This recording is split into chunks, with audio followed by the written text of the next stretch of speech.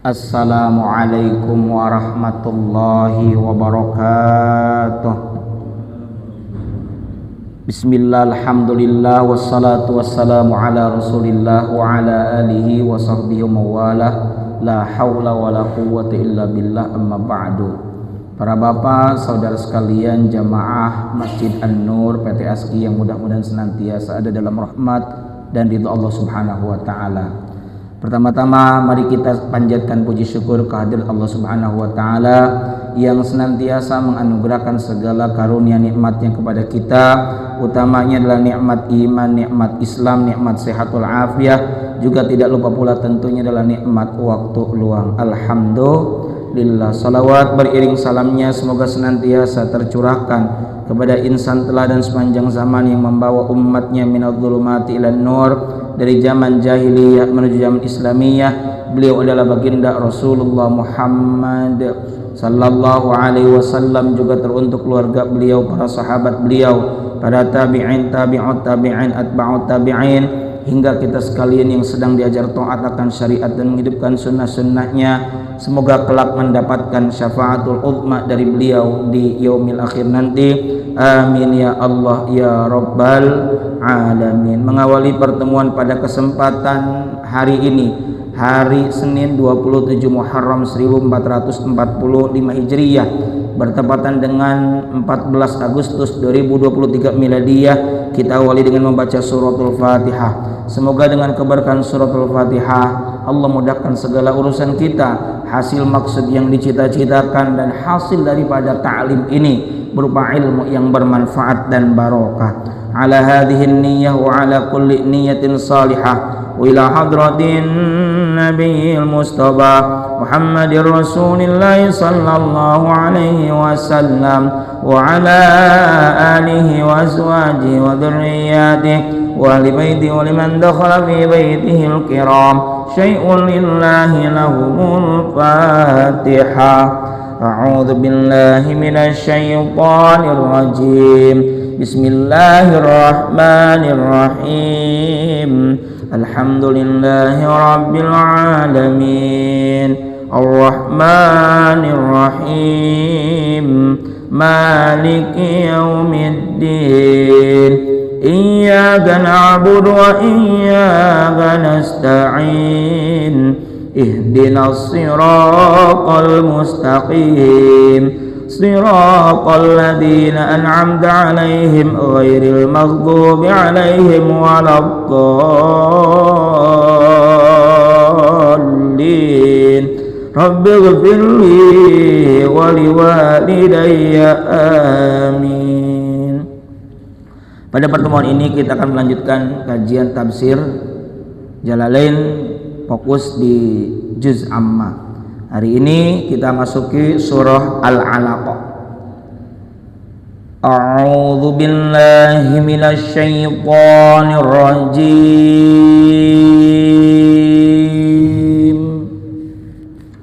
Silakan.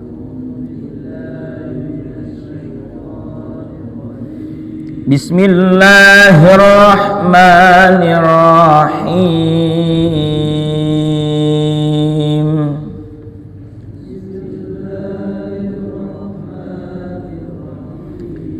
Iqra' bismi rabbikal ladzi khalaq.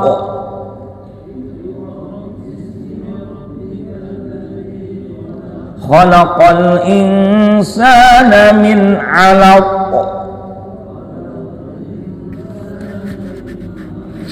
Iqra' wa rabbukal akram. Alladzi 'allama bil qalam. 'Allamal insana ma lam ya'lam. Kalla innal insana la yatgha an ra'ahu istaghna.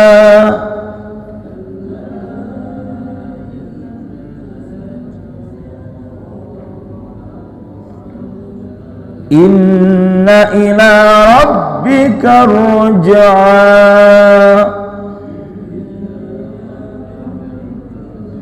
Ara'aital ladzi yanha 'abdan idza shalla Ara'aita in kana 'alal huda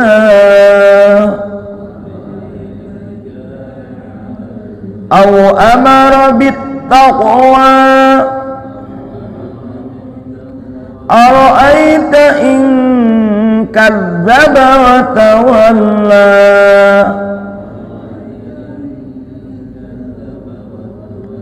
Alam ya'lam bi anna Allah yara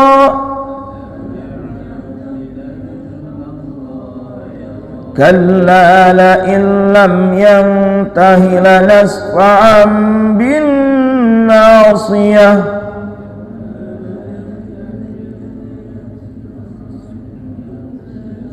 Nasiyatin kadhibatin khati'ah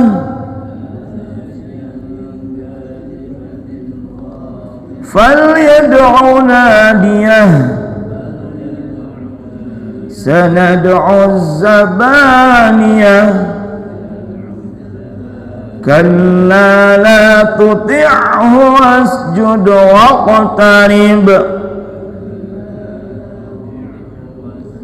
Sadaqallahul azim.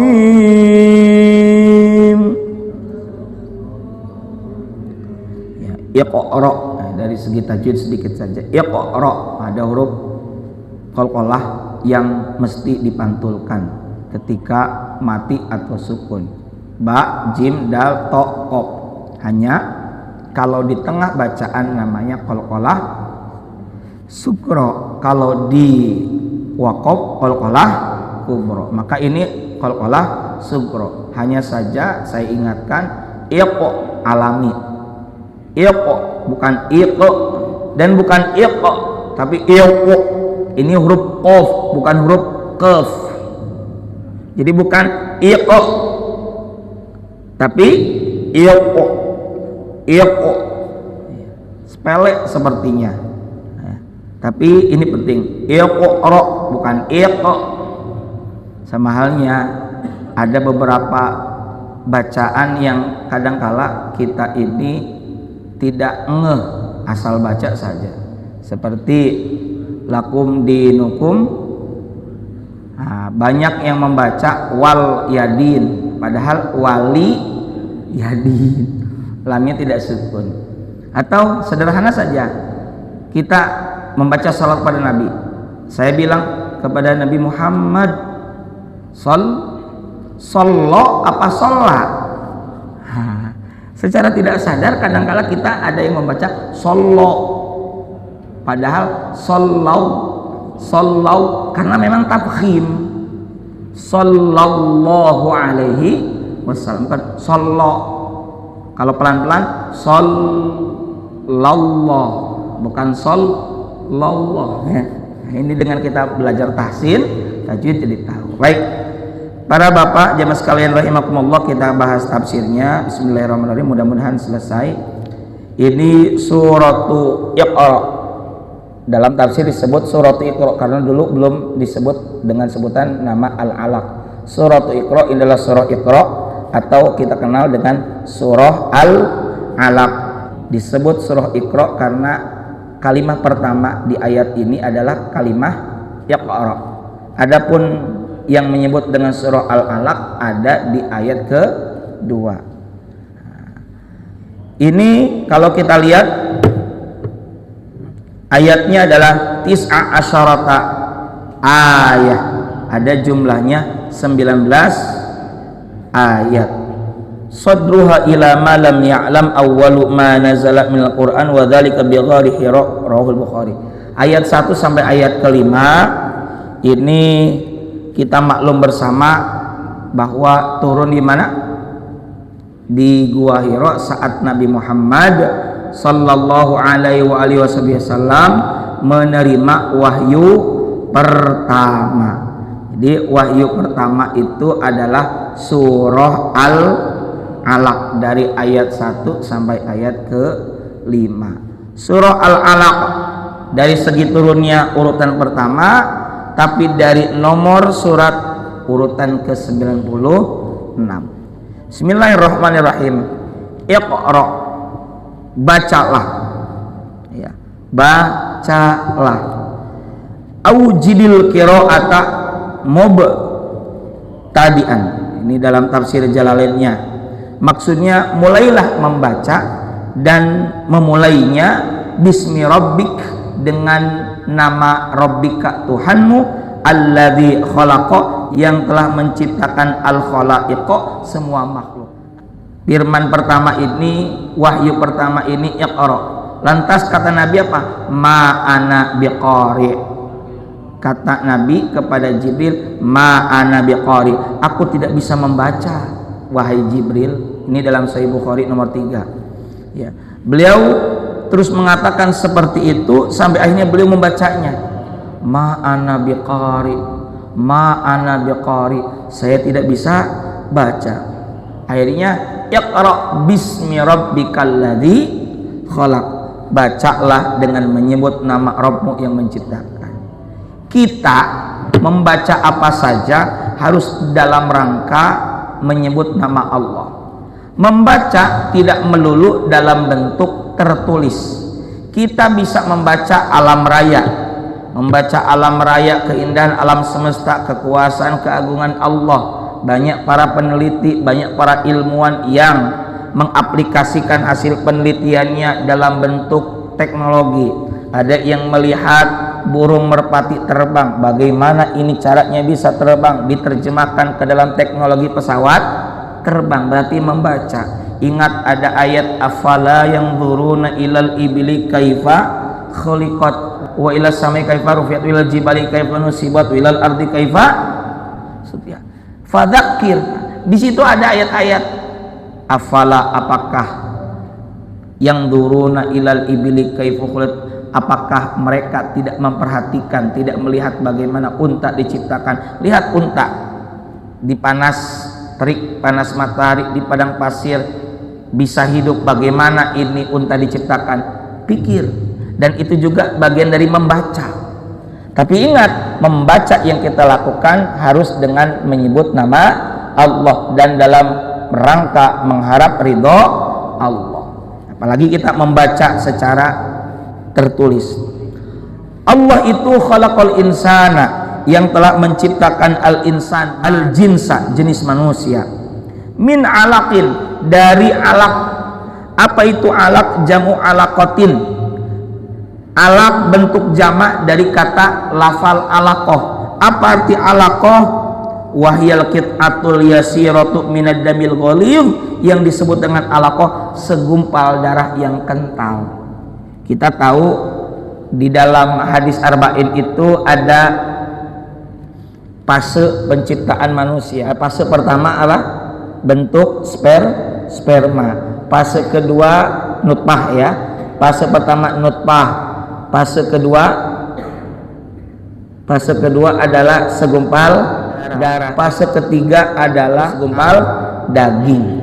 40. Kalau dikalikan 3 berarti 120 hari dibagi 1 bulan 30 hari sampai dengan 4 bulan. Baru setelah 4 bulan disebut zigot. Disitulah ditiupkan ruh. Dan disitulah kenapa ada sebuah tradisi yang positif di kampung, orang-orang berkumpul sedekah 4 bulanan. Ada orang yang mengatakan sedekah 4 bulanan, ada yang bilang 7 bulanan. Makanya kata orang-orang yang nggak ngerti bahasa Sunda, mau kemana bu? Mau 7 bulan. Hebat katanya orang sini pada pergi ke bulan. Padahal mau sedekah 7 bulan. Ada 2 sebenarnya pak. Ada yang maknanya sedekah dalam rangka 4 bulanan, ada 7 bulan yakni sedang bulannya, atau 7 bulan karena di usia 7 bulan jalan mau ke 8 itu usia mungkin untuk bisa lahiran, walaupun itu sebenarnya lebih baik 9 bulan. Ada nggak yang 8 bulan? Ada ya. Jangan langsung negatif thinking, buruk sangka. kok 8 bulan perasaan baru kemarin nikah. Jangan suudzon, bisa jadi usia kehamilannya memang 8 bulan, sudah mungkin gitu. Nah, kembali min alaq, dari segumpal darah, mudghah segumpal daging gitu ya.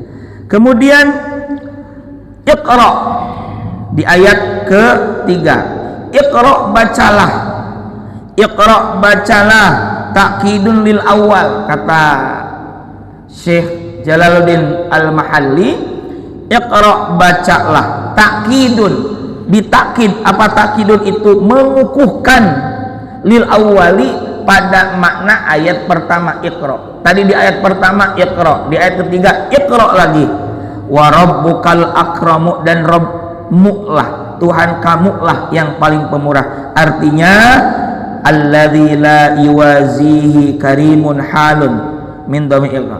Alladzi, yang mana, la yuwazihi, yang mana tidak ada seorang pun yang bisa menandingi kemurahan Allah. Siapa sih di sini manusia yang paling pemurah? Siapa sih di sini manusia yang paling baik, yang paling dermawan? Nggak akan bisa mengalahkan, nggak akan bisa menandingi kemurahan, kedermawanannya Allah Subhanahu wa ta'ala.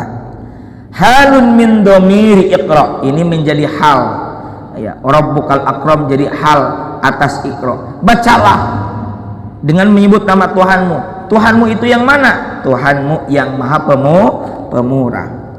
Alladzi 'allama, yang mana Allah Subhanahu wa ta'ala itu 'allama, telah mengajar, al-khatta, mengajar manusia menulis.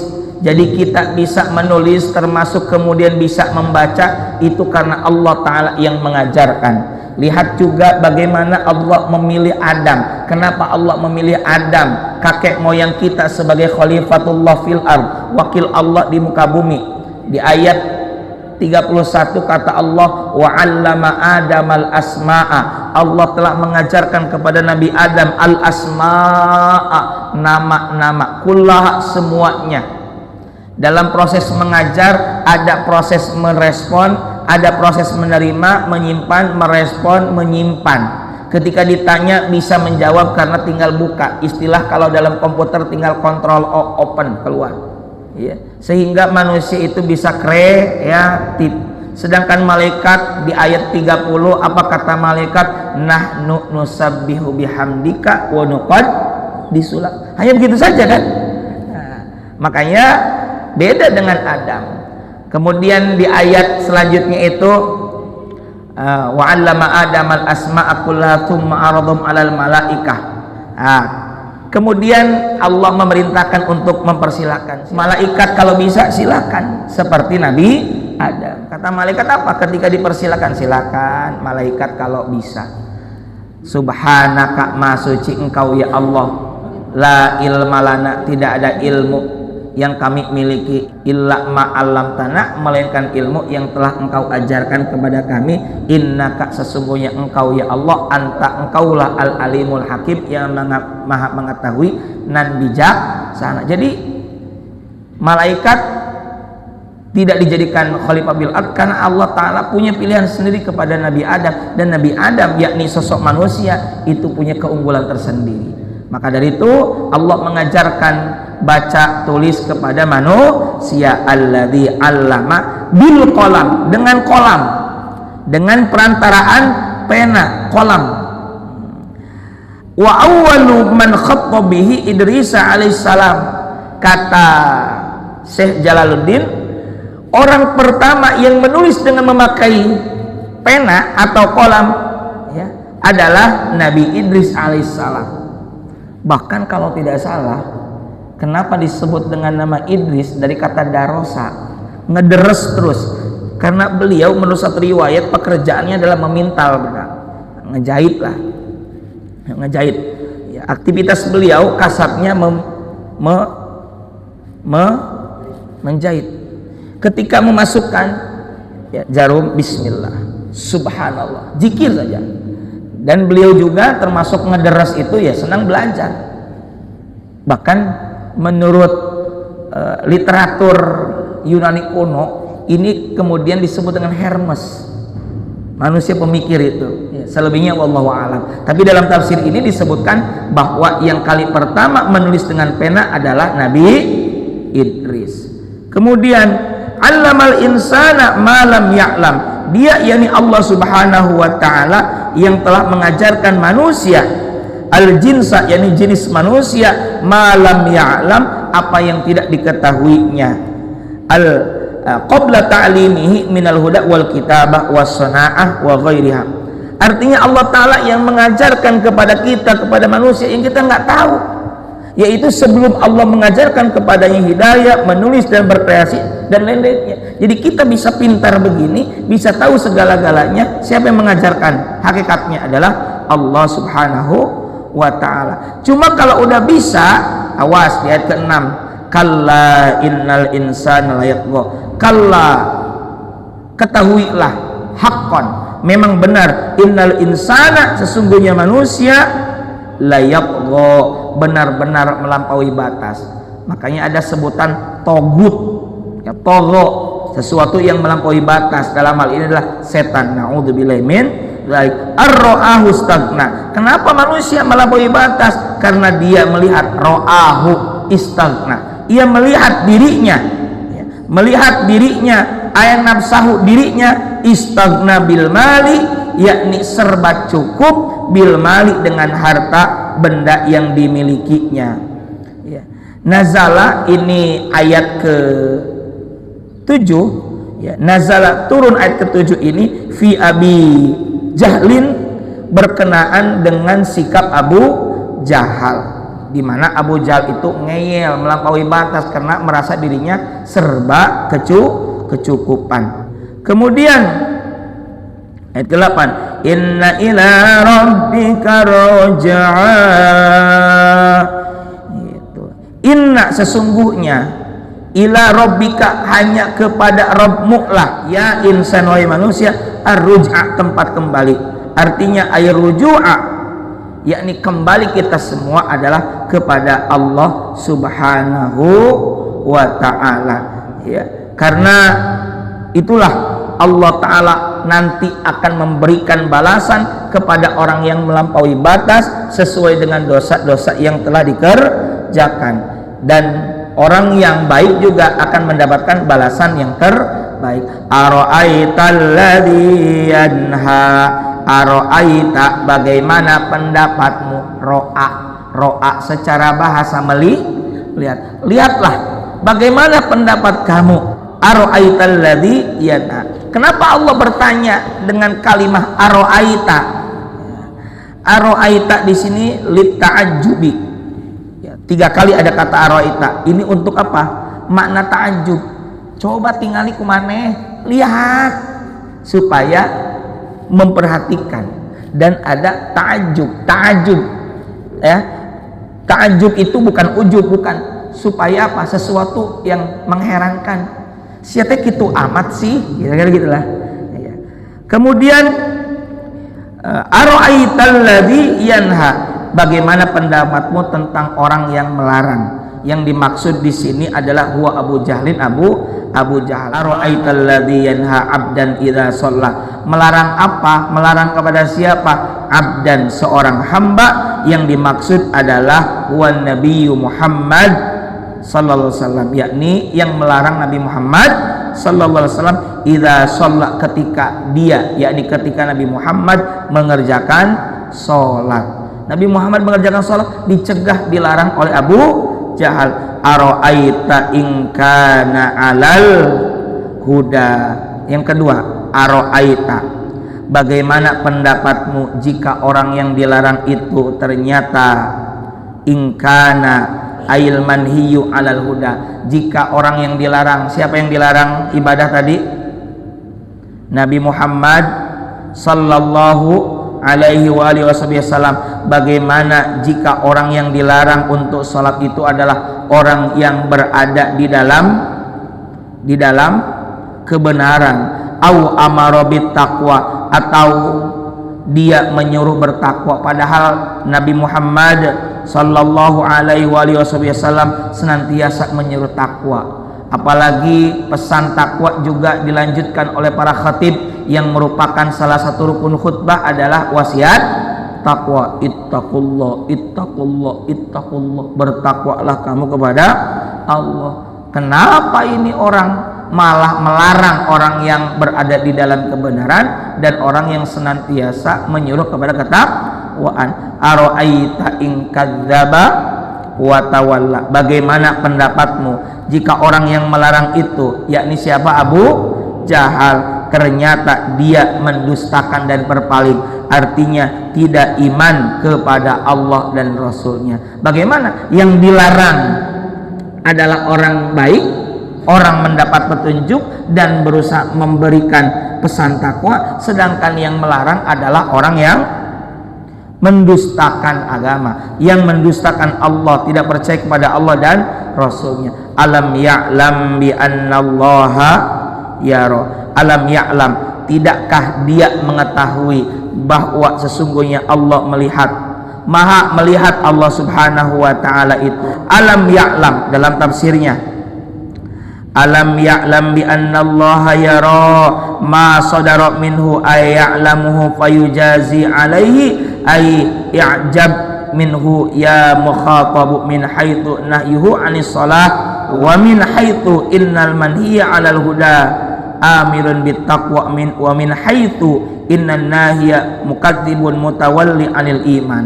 Artinya, tidakkah dia mengetahui bahwa sesungguhnya Allah melihat? Artinya, apa yang dilakukan oleh Abu Jahal yang melarang, mencegah Nabi Muhammad untuk sholat, mencegah, melarang Nabi Muhammad, yang mana beliau senantiasa berada di jalan kebenaran, di mana beliau senantiasa memerintahkan kepada ketakwaan. Tahukah itu Abu Jahal? Allah maha mengetahui, karena Allah Ta'ala nanti akan memberikan balasan apa yang dilakukan oleh Abu Jahal. Maka dari itu pelajaran buat kita apa? Jangan sekali-kali melarang orang melakukan kebaikan. Kalla la illam yantahi lanasfa'am bin nasiyah. Sekali-kali tidak demikian.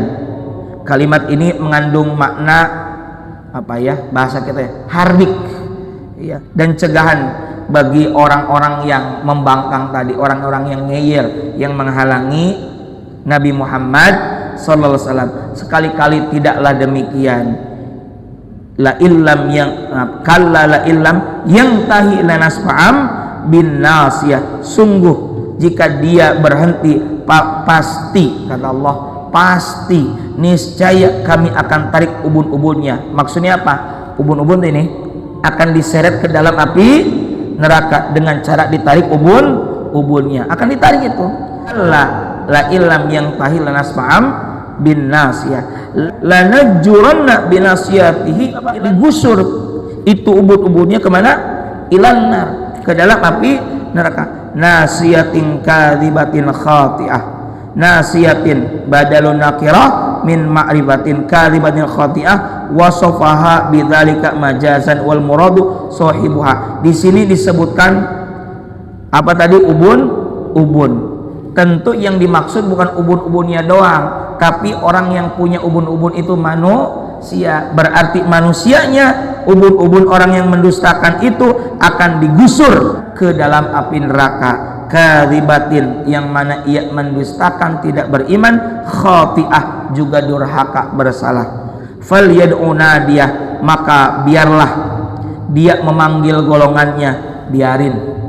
Dalam tafsir Jalalain, biarkan dia memanggil ay ahla nadihi wa huwal majlisu yantadi yatahaddatsu fihi alqaumu wa kana qala lin nabi sallallahu alaihi wasallam laman taharahu haitsu nahahu 'anis salati laqad alimta ma baha rajulun aktsaru nadiyan minni la amla anna 'alaika hadzal wadiya in syi'tu khailan jurdan au rijalan murdan. Artinya biarin aja deh, ini orang yang tadi membangkang, tidak beriman, ketika diseret biarin. Kalau bisa dia memanggil golongannya, silakan aja. Memanggil siapa? Ahla nadi, memanggil teman-teman sekumpulannya. Nadi adalah sebuah majelis tempat mereka musyawarah urusan-urusan, ya. Mereka yang sering menghardik, menghalangi jalan dakwah Nabi Muhammad sallallahu alaihi wa alihi wasallam. Kemudian di ayat ke-18, sanad'u zabaniyah, kelak kami akan memanggil malaikat zabaniyah. Mereka malaikat zabaniyah adalah malaikat-malaikat yang terkenal bengis dan kejam. Jadi nanti Pak, orang-orang yang menghalangi Nabi dalam dakwah, yang menghalang-halangi Nabi untuk beribadah, mereka kalau tidak beriman, kalau mereka tidak bertaubat, mereka akan digusur ke dalam api neraka. Dan kata Allah, nanti akan kami panggil malaikat zabaniyah. Malaikat zabaniyah ini bukan satu tapi sekelompok malaikat zabaniyah, di mana malaikat zabaniyah ini terkenal sebagai malaikat yang bengis, ya. Yang namanya bengis apa? Galak, garang.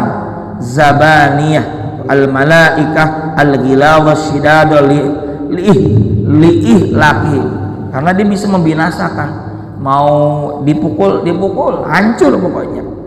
Fil hadits lau da'ana diyahu la khadathu zabaniyah ayanan. Nah, dalam sebuah hadis dikatakan, seandainya dia benar-benar memanggil kelompok senadinya tadi itu, pasti dia akan diajab oleh malaikat zabaniyah dengan terang-terangan. Kemudian ditutup ayat ini, kalla la tuti'u wasjud waqtarib, sekali-kali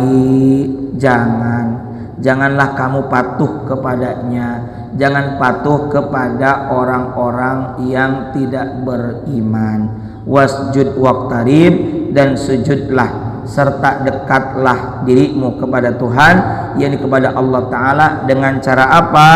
Di dalam tafsirnya, wasjud waqtarib, wasjud bimakna sholli lillah, salat karena Allah. Waqtarib, dan mendekatlah dengan makna waqtarib minhu bi taatihi, dengan melakukan ketaatan. Apa kesimpulannya? Kesimpulannya para bapak jamaah sekalian rahimakumullah, 19 ayat ini cukup padat, di mana kita diperintahkan untuk baik membaca. Sebelum kita melakukan amal ibadah, maka jangan lupa kita belajar, karena amal tanpa ilmu atau ibadah tanpa ilmu, maka yang terjadi mardudatun la tuqbalu. Fakullu man bi ghairi ilmin ya'malu a'maluhu mardudatun la tuqbalu. Maka setiap orang yang beramal tanpa ilmu, maka amalnya tertolak, tak diterima. Dengan ada ayat perintah membaca, berarti secara tidak langsung diperintahkan untuk banyak belajar. Tapi jangan lupa, para peneliti, para ilmuwan, orang-orang hebat yang cerdik cendekia, jangan sekedar bangga dengan kepintarannya. Jangan lupa membaca dalam rangka iman kepada Allah Subhanahu wa taala, dalam rangka taat kepada Allah Subhanahu wa taala. Dan ingat, yang mengajarkan adalah Allah Subhanahu wa taala, di mana allamal insana ma lam ya'lam. Dan ayat-ayat selanjutnya adalah bagaimana kita menyikapi orang-orang yang menghalangi jalan Rasulullah untuk menghamba berdakwah dalam rangka mengarahkan kepada jalan yang diridhai oleh Allah Subhanahu wa taala. Jangan takut terhadap mereka, teruslah kita beribadah kepada Allah Subhanahu wa taala, karena mereka pasti ada balasannya. Dan yang paling penting, kita jangan mengikuti jalan-jalan mereka. Kalla la tuti'u, jangan taat, jangan patuh kepada mereka. Sebaliknya, ayat ini ditutup dengan wasjud, sujud maknanya salat, waqtarib, dan mendekat kepada Allah dengan cara melakukan ketaatan. Semoga Allah Subhanahu wa taala istiqomahkan kita berada di jalan yang benar, di jalan yang Allah ridhai. Amin ya Allah ya rabbal alamin. Shadaqallahul azim. Allahumma rahamna bil Qur'an waj'alhu lana imaman wa nuran wa hudan wa rahmah. Allahumma dzakkirna minhu ma nasina wa 'allimna minhuma jahilna warzuqna tilawatahu ana al-laili wa atrafan nahar waj'alhu lana hujjatan ya rabbal alamin. Alhamdulillahirabbil alamin. Mohon maaf atas kehilapan. Wallahul muwaffiq ila aqwamit thoriq. Assalamualaikum warahmatullahi wabarakatuh.